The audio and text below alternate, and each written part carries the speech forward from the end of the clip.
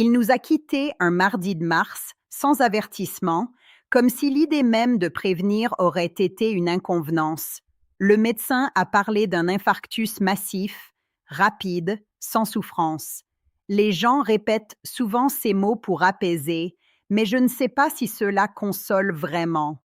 Ce que je sais, c'est que j'étais dans la cuisine, en train d'éplucher des oignons, quand tout a basculé. Pendant des semaines, l'odeur des oignons est restée celle de ce moment précis. Nous avons enterré Jean-Pierre sous un soleil éclatant, et cela aussi m'a semblé décalé, presque indécent. Il aurait dû pleuvoir ce jour-là. À Dijon, en mars, la pluie est fréquente.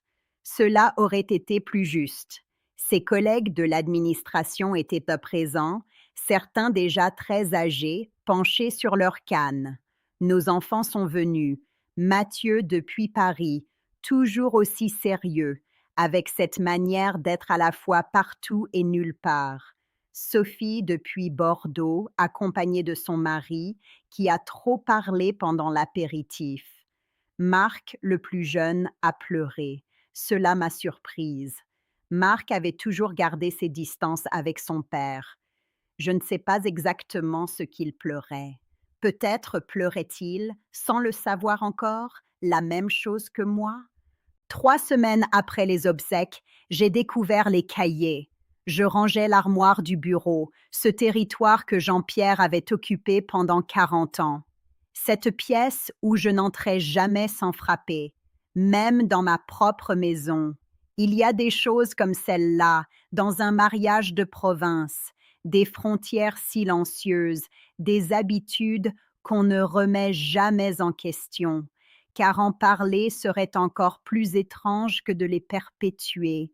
Je les ai trouvées derrière 2 cartons d'archives, enveloppés dans un chiffon de flanelle marron, noué avec une ficelle, 4 cahiers et une enveloppe remplie de lettres. L'écriture des cahiers était celle de Jean-Pierre. Les lettres, elles, étaient signées Camille. Ce prénom, je ne le connaissais pas. En 2 ans de mariage, il n'avait jamais existé pour moi. Je me suis assise par terre, le dos contre le bureau, et j'ai lu pendant 5 heures sans m'arrêter. La nuit est tombée, mais je n'ai pas allumé la lumière. J'ai continué à lire, éclairé seulement par la lueur du couloir qui filtrait sous la porte. Il l'avait rencontrée à Paris. Elle était originaire de Belleville, fille d'un ouvrier algérien et d'une Normande. Elle étudiait les lettres grâce à une bourse. La famille de Jean-Pierre, des fonctionnaires et commerçants bourguignons, avait jugé cette relation inacceptable. Bien sûr, on ne dit jamais les choses aussi crûment. On avait simplement évoqué une fille compliquée, une union qui ne convenait pas, qu'il fallait penser à l'avenir. À 22 ans, il avait obéi. C'est une de ces choses qu'on ne discute pas. Puis il m'avait rencontrée, moi. J'étais la fille d'un notaire, convenable, catholique. Je savais dresser une table. J'avais fait un peu d'aquarelle avant de me marier, rien de sérieux. Mais j'avais arrêté. Avec 3 enfants et une maison à gérer, on n'a pas le temps pour les aquarelles et personne ne vous demande si cela vous manque. Jean-Pierre était un homme bien, je le dis sans ironie. Un homme bien au sens le plus littéral et le plus restreint du terme. Il rentrait à 7 heures. Il n'a jamais haussé le ton. Il ne m'a jamais manqué de respect. Le dimanche, nous allions à la messe, puis au marché de la place de la Libération. Il choisissait toujours le fromage, ce rituel où il discutait 20 minutes avec le fromager de l'affinage du comté, comme si c'était la chose la plus importante au monde. Moi, j'attendais, je souriais. Cela aussi, c'est un territoire dans un mariage. Dans les cahiers, il décrivait les étés où il était allé la voir. Peu de fois en réalité. 4, peut-être 5, en 40 ans. Des rencontres dans des villes neutres, Lyon une fois, rince une autre. Elle aussi s'était mariée. Elle aussi avait des enfants. Il n'y avait rien de physique, du moins selon ce qu'il écrivait. Et je le crois car Jean-Pierre était incapable de mentir. Il était trop rigide pour cela. Mais il y avait des lettres accumulées sur des années, des décennies, des lettres où il parlait de livres, de politique, de leur vie séparée. Dans ces lettres, il lui écrivait des choses qu'il ne m'avait jamais dites, qu'elle lui avait appris à voir le monde autrement, qu'avec elle, il se sentait plus lui-même, que s'il avait eu le courage. Cette phrase, je l'ai relue 7 fois. Je la connais par cœur. Je l'entends quand je me réveille à 3 heures du matin et que je fixe le plafond de cette chambre où nous avons dormi ensemble pendant 40 ans. Ce n'est pas la colère que j'ai ressentie d'abord, ou pas seulement. C'était quelque chose de plus étrange. J'ai vu ma propre vie de l'extérieur, comme si, moi aussi, j'avais vécu à côté de quelque chose sans jamais pouvoir le nommer. J'ai pensé aux vacances en Bretagne, chaque août, dans le même camping près de Carnac, parce que c'était ce que nous faisions. Les enfants sur la plage, Jean-Pierre lisant Le Monde sous l'auvent, moi préparant des sandwichs, année après année. J'ai pensé à l'Italie, j'avais toujours rêvé d'y aller, à la côte amalfitaine, à Positano, ces paysages dans les magazines qui semblaient appartenir à un autre monde, un monde où les gens étaient en couleur, où la mer était vraiment bleue et non de ce gris atlantique de Carnac. Jean-Pierre disait que l'Italie, c'était cher et compliqué, que la Bretagne, c'était bien. Alors j'avais cessé d'en parler. Je n'y suis jamais allée. J'ai pensé à Élise, ma sœur, avec qui je n'ai plus vraiment parlé depuis 12 ans. Ce malentendu de 2012 qu'aucune de nous deux n'a voulu résoudre, car le résoudre aurait signifié admettre que nous avions tort toutes les deux. La dernière fois que nous nous sommes vraiment parlé, c'était à l'enterrement de notre mère, il y a 12 ans. Je ne sais même pas si Élise sait que Jean-Pierre est mort. Probablement oui. Dans les petites familles, tout finit par se savoir, même ce qu'on ne veut pas partager.